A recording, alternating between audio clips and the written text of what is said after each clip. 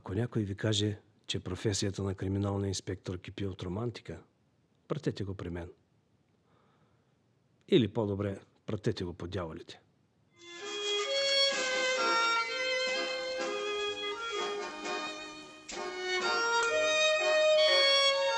Вечер, ведра като утро, не вали като из ведро. И малка интимна среща с един труп.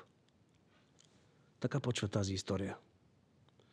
Лошото е, че паузата между всичките тия истории никога не е достатъчно дълга, за да свършиш нещо полезно. Например, какво например? Има една друга история, която също чака своето уреждане. Една история, почнала с пленерите на Киряка и Кюлевча. После продължила с една каручка до тук. Това достатъчно говори за сериозността на происшествието. Тъй като аз съм в изкуството почти като трупа, който ми предстои да споходя. Една история от не съвсем личен характер.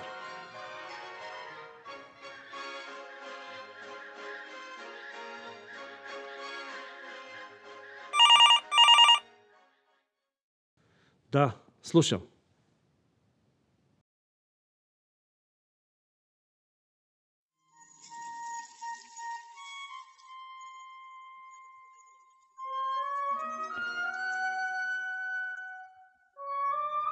Извършено е убийство. Убита е госпожа Скука.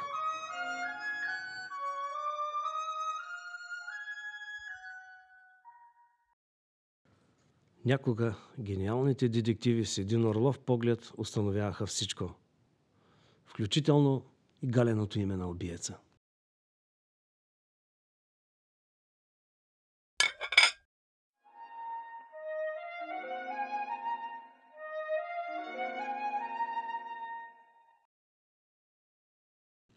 А на нас ни е съдено да се движим с крачките на Костенурка. Обзорни снимки, възлови снимки, детайли и писане. Статичен оглед, динамичен оглед и пак писане. Пръстови отпечатъци и пак писане. Додето се получи цял албум от семейни снимки и документи, в който липсва само най-важното – убийство или самоубийство.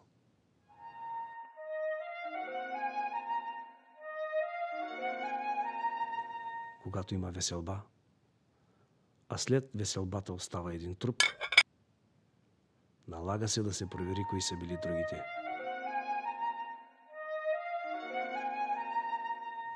Да видим. Стефан Атанасов Сотиров. Роден на 26 април 1936 година. Село Йоглав, Ловешка област. Завършва надфис Кръстю Сарафов. Специалност актьорско майсторство през 1963 година в класа на професор Стефан Сърчеджиев и на Методи Андонов. Актьорът Стефан Сотиров винаги е бил тясно свързан с театъра. Установява се в Шумен и той е сред най-изявените творци в актьорската трупа на драматично-куклен театър Шумен.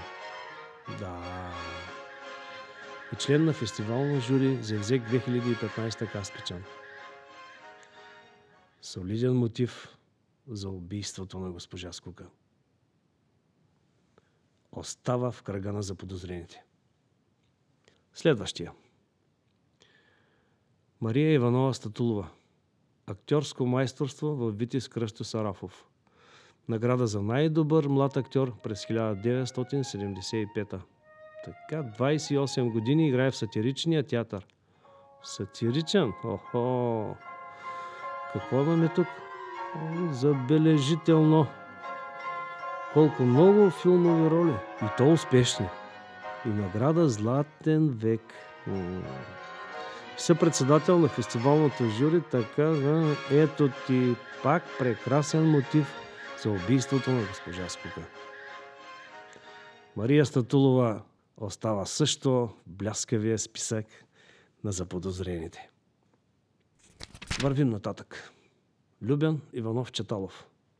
Актьорско майсторство във Витис Кръстю Сарафов. Внушителна филмография. О, Боже, тия наистина са много. А тук какво имаме? Хо-хо, пикантни подробности. Синьок, чаровник. Не. Това го оставяме. Да, отново на големия екран. Награда за най-добър актьор в Любовта е лудост, Варна 2006. Идеолог на фестивала и член на така Зевзек 2015. И той си има своя звезден мотив за убийството на госпожа Скука. И това е последният, но не по значение от участвалите в веселбата. Никола Анастасов. Също завършва актьорско майсторство в Витис Кръстю Сарафов. Първи роли на театралните сцени във Враца и Варна. После в сатиричния театър. После... невероятно! Силно съм впечатлен. Участие в легендарни телевизионни сериали. Какво?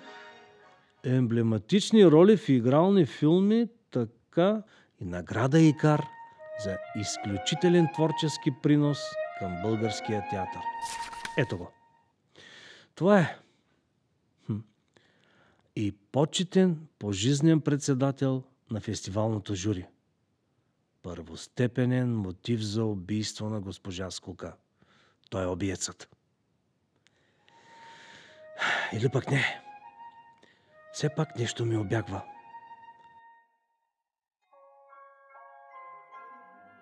Не мога да изключа останалите заподозрени.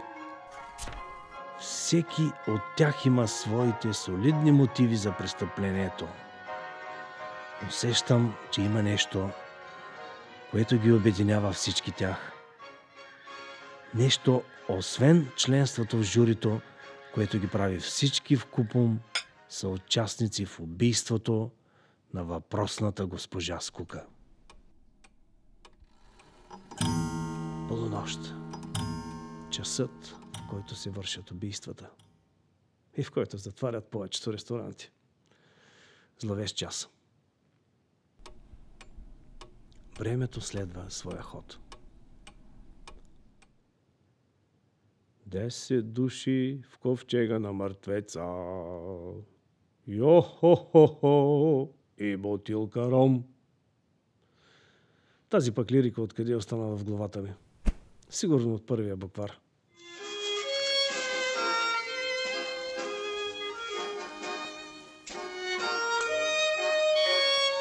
Светло. Чисто и светло място. Да, не е лошо това. Чистото и светлото. Само, че ако заради него си готов да извършиш мръсното и тъмното, не е чудно, че може да се озовеш на светло и чисто в килията.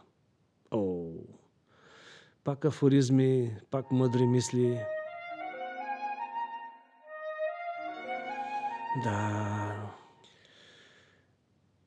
4 живи български любимци. Да отидат ли на вятъра заради една мъртва и никому непотребна Скука? Ето задачата, инспекторе. А какво казваше стария? Пиши го самоубийство. Прав е. И от това никой няма да пострада. Никой, освен принципът. Но принципите нямат чувства.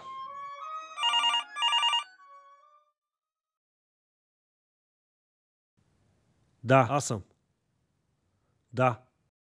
За отпечатъците от пръсти. Кой? Пламен Сераков.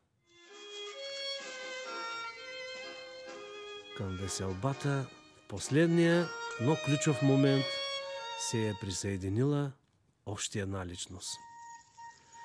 Пламен Сераков. Български театрален и киноактьор.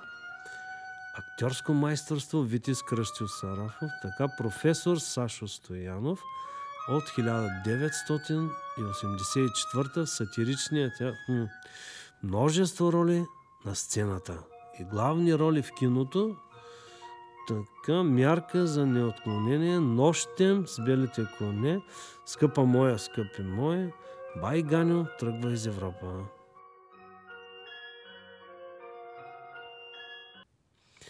Да, голяма веселба е било. Но все пак въпросът е убиецът и жертвата.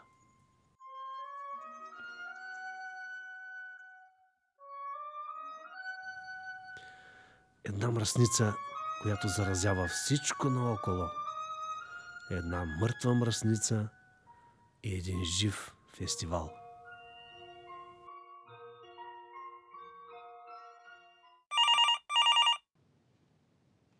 Да, аз съм. Какво? Сигурен ли си в резултатите? Добре. И какво сега? Оказа се, че госпожа Скука се е самоубила. С свръхдоза смях. Ами това е съдбата на инспектора. В нашия занаят е така. Светло, тъмно. Инспекторът и фестивала. Вървиш през разни човешки истории. Само твоята собствена я няма.